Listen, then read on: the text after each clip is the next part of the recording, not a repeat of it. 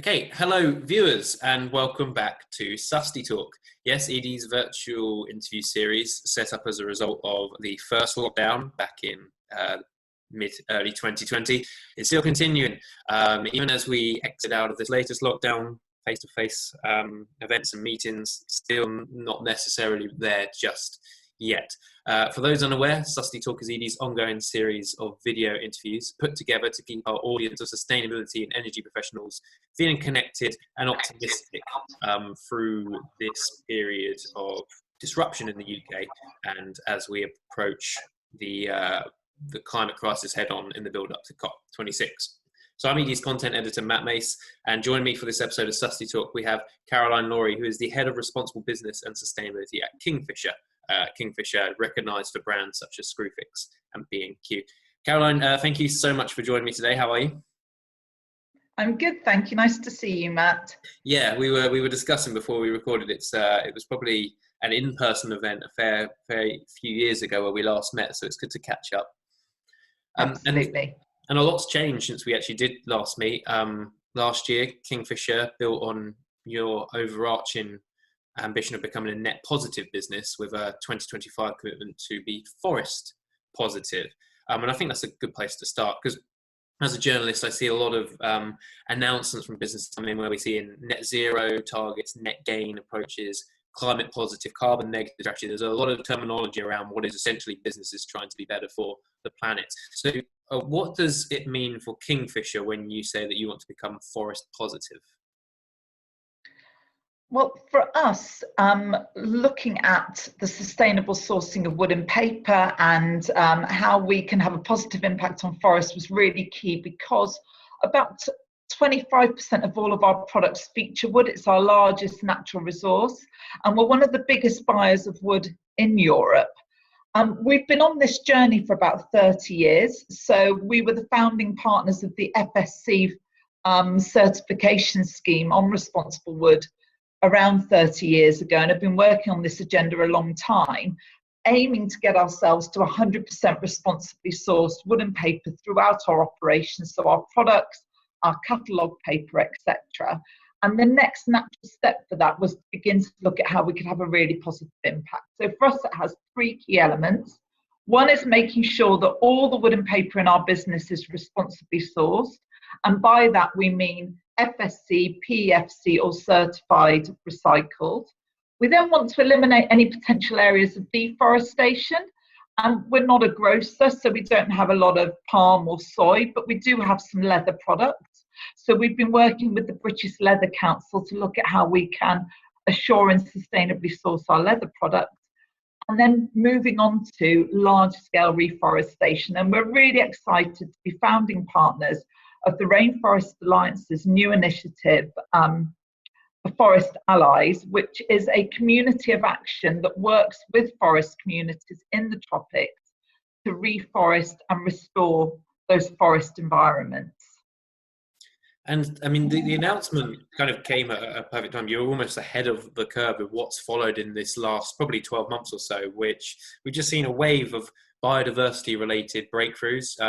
The Dasgupta review, the government commissioned review into the, I suppose, put in almost a financial price or at least put in biodiversity into political decisions and business decisions. We've got the current CBD COP15 discussions that have started in terms of the preliminary talks and are coming through this year as well about enshrining biodiversity targets through national agreements akin to the Paris Agreement. And it seems we're now waking up to how essential biodiversity is to our ways of lives. Since you kind of set that ambition, and I know obviously forestry and biodiversity has been a key aspect of Kingfisher before that strategy, but has this wave of momentum we're seeing now had much of an impact on your approach to biodiversity, or perhaps even the rest of the business's understanding of it? I mean, we've always had a long heritage in this space, particularly across kind of what I see as three of our main impacts on biodiversity. So we talk about forests and wood and paper being our largest resource. We are also in the UK's largest garden retailer. So we have a big impact on peat, and you'll have seen in the last week or so that B&Q has announced that it will be peat-free on all its growing media. It's bagged compost in 2023, and almost all of our own brand compost now is completely peat free, but not at a price premium and with the same level of performance, because what you've often seen in that particular area is that peat free compost just don't perform as well, so you haven't had that consumer trust. And then beyond that, we've had a long heritage in supporting our customers in connecting to nature, particularly with B&Q being such a large seller of plants and seeds. So we've had a long heritage working with Bioregional in looking at how we can help attract wildlife and support wildlife within the gardens and get people out into their gardens and really engaging with nature. So we've had partnerships with the butterfly conservation, and we've had initiatives around perfect pollinators to attract bees and insects into the garden. So they're the key areas that we've focused on, but we've got a long heritage there.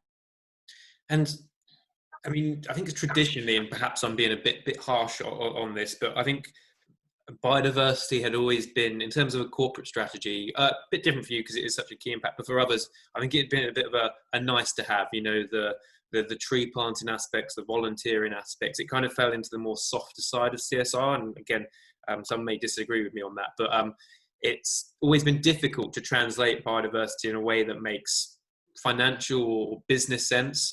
How, you know, obviously it's ingrained into what you rely on in terms of your sourcing, your products, your services, but for other businesses, what advice would you have for them in terms of perhaps bridging the gap between biodiversity and what is essentially business decision making? Well, for me, consumers increasingly care about this stuff. Now, I'm not one of those sort of sustainability people who believe that consumers come into store and actively seek out the sustainable option and pay more for it. I don't think they do, or the majority don't. But I do think they really expect increasingly big business to do the right thing. So they expect to be able to walk into our store or any other store and buy wood and know that that hasn't contributed to deforestation and has come from legal sources.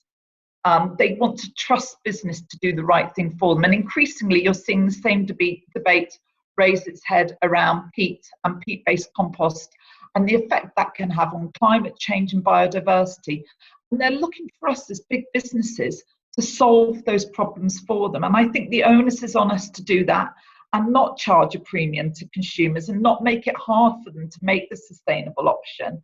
And that makes good sense. We know from customer research, customers, when they're in their garden, they don't want nasty chemicals. They don't want to think that their actions are contributing to a loss of biodiversity or an impact on climate change. They want to know that their actions and the products they bought are going to have a positive impact within their garden. And so how do you think we can get consumers to do that, actually? Is it a case of choice editing, so that essentially the whole market only offers peat-free solutions? Absolutely. And yeah, I was going to say, getting the whole sector basically to create demand for these types of products as well. I think you've got to look at whole-scale range editing, which is why we're aiming to get 100% of all our wood and paper to a sustainable place, and why we also worked in the EU to drive forward the EU timber regulations. We're looking to bring the whole market with us. I think, you know, similarly, not just on the area of biodiversity, but, you know, all of our own brand kitchen and bathroom taps are low flow with aerators, so they have the same performance, but they're low flow, so they save customers money in their homes and are good for the environment. And customers haven't got to stand in the store and try and make a choice about sustainability when they're already making a lot of complex choices around their bathroom renovation projects. So yeah, I passionately believe that the onus is on business to do the right thing here and not charge a premium and make it very, very easy for customers to minimise their impact or have a positive impact. We touched on finance a little bit already, and earlier this year, Kingfisher signed a £550 million revolving credit facility agreement. Which is essentially, my understanding of it is that interest rates of that agreement are linked to the environmental and community targets in your strategy. And we at edie are really starting to see quite a bit of this. It's kind of really emerging as a new way of leveraging sustainability, in the sense that organisations sign on, and they have this onus to perform well against their sustainability targets. Whereas 3 or 4 years ago, the discussions we were having with sustainability professionals were the finance department, maybe, or even just the finances out external, were quite still far away, not quite getting this agenda. Do you think that we're now seeing this almost this tipping point where the finance community, and whether that's internal CFOs, external stakeholders, have really bought into the need to act? Absolutely, it's been a sea change in the last year, and I'm so excited by we call it a revolving credit facility, but exactly as you say, it's a discounted lending based on the achievement of sustainability and community metrics. And it's really about us putting our money where our mouth is and showing that we have a commitment from the very highest levels of our business to defining and achieving these targets. So we've baked our RCF into 3 metrics. One is around helping more than 2 million people whose housing needs are greatest. Another one is the achievement of 100% sustainable wood and paper. And the third is the achievement of our 1.5 degree carbon reduction targets by 2025 for scope 1 and 2 in our own operation. And we've got annual targets that we have to achieve on those to get that discounted loan. But beyond that, I've never known so much engagement with investors, not just in the ESG investment community, but in the wider investment community, really asking some very detailed, very demanding questions of us as a corporate and wanting to engage with us almost daily around this agenda. Yeah, and it's only going to get stronger. We're seeing what's likely to be TCFD mandates come in at the very earliest at some point next year. And what we're seeing is policymakers, investors and boards in particular getting to grips with not just the risks of climate and biodiversity, but also the opportunities that they bring. And I think historically the role of a sustainability professional like yourself, not necessarily for Kingfisher, but for smaller firms, may have been kind of trying to get sustainability into the boardroom and out of one department and across the entire business. But it feels like we're getting there now, where a lot of businesses have it in. So how, as biodiversity and climate gets more embedded into finance and policy, how do you see the role of a sustainability professional changing moving forwards? So absolutely, over the years I've done this job, it's very much changed from it being a sustainability team in the corner doing a lot of the delivery, knocking on a lot of closed doors, to us now engaging actively on an almost daily basis at very senior levels in the business and ensuring that the business has the right investment levels, capabilities, understanding to really drive it forward through the core of their business. Now, I'm very lucky in that being a responsible business is one of our key 8 strategic priorities under Powered by Kingfisher. So it's absolutely key to our business strategy. So I spend a lot of time working with the very senior teams, looking at, how much do we have to invest to hit our 1.5 degree carbon target? Where do we go next on that journey? How do we really understand the impacts and really embed that in the business and the decision making? So it's gone from a little team in the corner, working away, knocking on closed doors, to really having some very important, meaningful strategic conversations. Also, I'm very fortunate in that we have a strong governance structure at Kingfisher. So we have a responsible business committee that is a subcommittee of the PLC board and meets 3 times a year. It's chaired by a NED. And it's attended by our CEO, our CPO, our chief sourcing and offer officer.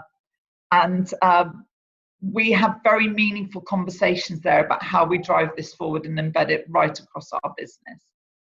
And it's great that you've got such involvement across a different range of internal stakeholders. And I think a lot of our audience probably watching this are probably striving to get to that position. What advice would you have for an organisation starting out here in terms of trying to embed sustainability as part of like a holistic strategy? I think it's back to some of the basics around understand your material risks, impacts, opportunities. I would focus. So look at where you can have the biggest impact, look at where you've got the biggest opportunities and really focus in on that. There are some areas where we know we have to operate to be a responsible business, but there's some areas we're going to really want to elevate to unlock to make sure that you can have a positive impact, drive colleague pride in your business, drive investor engagement, and really unlock the positive impact your business can have. Great. Caroline, thank you. Nice positive note there to finish on. Was Thank you. that okay? No, yeah, it was good. It was good.